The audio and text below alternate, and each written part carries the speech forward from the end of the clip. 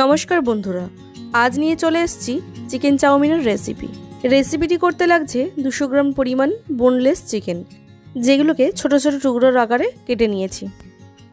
আর ভেজিটেবলের মধ্যে নিয়েছি ক্যাপসিকাম, গাজর, পেঁয়াজ, কাঁচা লঙ্কা, যেগুলোকে আমি কুচিয়ে রেখেছি। আরও নিয়েছি গ্রেট করে রাখা রসুন আর আদা। এখন চাউমিনগুলোকে সিদ্ধ করে নেব। কড়াইতে জল বসিয়ে দিয়েছি, তার মধ্যে দিয়ে দিলাম 1 টিস্পুন নুন আর 1 টিস্পুন সাদা তেল। জলটা ফুটতে শুরু করলেই এর মধ্যে দিয়ে দিচ্ছি চাউমিনগুলো। চাউমিন সিদ্ধ করবার সময় তেলের ব্যবহার করলে চাউমিনগুলো ঝরঝরে হয়। এখন 1 মিনিটের মতো এটাকে ঢাকা চাপা দিয়ে সিদ্ধ হতে দেব। তবে বেশি সিদ্ধ করে ফেলবেন না, তাহলে ভাজবার সময় দলা পাকিয়ে যাবে। দেখুন চাউমিন সিদ্ধ প্রায় হয়ে গেছে। এখন চাউমিনগুলোকে তুলে নিয়ে জল ঝরাতে দেব। দেখুন জল ঝরানো হয়ে গেছে। এরই মধ্যে দিয়ে দিচ্ছি 1 টিস্পুন সাদা তেল। তেলটাকে ভালোভাবে চাউমিনের সাথে মাখিয়ে নেব, যাতে একে অপরের গায়ে লেগে না যায়। এখন কড়া গরম করে দিয়ে দিচ্ছি পরিমাণ মতো সাদা তেল। তেল গরম হয়ে যাওয়ার পর এর মধ্যে দিয়ে দিচ্ছি কুচিয়ে রাখা পেঁয়াজ আর কাঁচা লঙ্কা।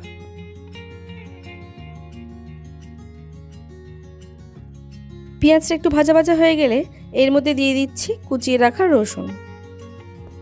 এবার সমস্ত কিছুকে ভালোভাবে ফ্রাই করে নেব। পেঁয়াজ আর রসুন থেকে কাঁচা গন্ধটা বেরিয়ে যাওয়ার পর এর মধ্যে অ্যাড করছি গ্রেট করে রাখা আদা। আবারও সমস্ত কিছুকে ভালোভাবে মিশিয়ে নিচ্ছি। দেখুন সমস্ত কিছু ফ্রাই হয়ে যাওয়ার পর এর মধ্যে অ্যাড করছি কুচিয়ে রাখা চিকেনের টুকরোগুলো।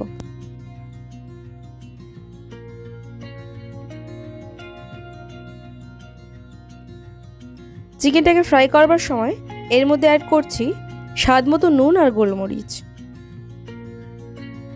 এগুলোকে ভালোভাবে চিকেনের সাথে মিশিয়ে নেব।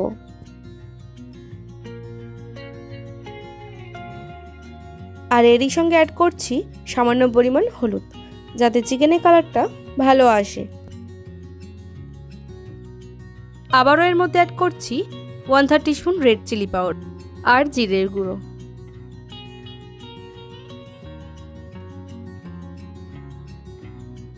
দেখুন চিকেনটা খুবই ভালোভাবে ফ্রাই হয়ে গেছে।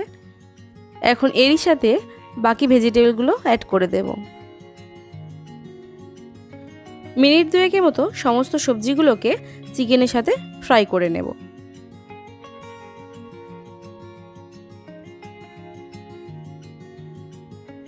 এখন এরই মধ্যে অ্যাড করছি 2 teaspoon soya sauce, 1 teaspoon red chilli sauce আর 1 টিস্পুন টমেটো কেচাপ। আবারও সমস্ত কিছুকে ভালোভাবে মিশিয়ে নিচ্ছি।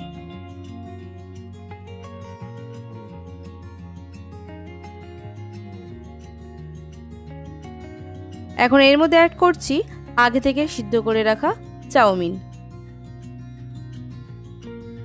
এখন চাউমিনটাকে সমস্ত উপকরণের সাথে ভালোভাবে মিশিয়ে নেব। এইভাবে মিডিয়াম ফ্লেমে মিনিট 3 মতো এটাকে ফ্রাই করব। আর এরই সঙ্গে দিয়ে দিচ্ছি স্বাদ মতো নুন। আমি নুনটা আগে অ্যাড করিনি, কারণ পরিমাণটা বুঝে সব শেষে অ্যাড করলাম। ফ্রাই করবার সময় এটাকে হালকা হাতে এইভাবে ফ্রাই করতে হবে। লক্ষ্য রাখবেন যাতে কড়ার তলার দিকটা লেগে না যায়।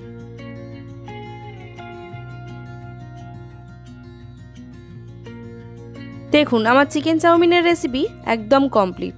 এখন এটাকে গরম গরম নামিয়ে স্যালাডের সঙ্গে সার্ভ করব। আমার এই রেসিপিটা যদি আপনাদের ভালো লেগে থাকে তাহলে একটা লাইক করবেন, শেয়ার করবেন আর নতুন বন্ধু হয়ে থাকলে একটা সাবস্ক্রাইব করবেন। ধন্যবাদ।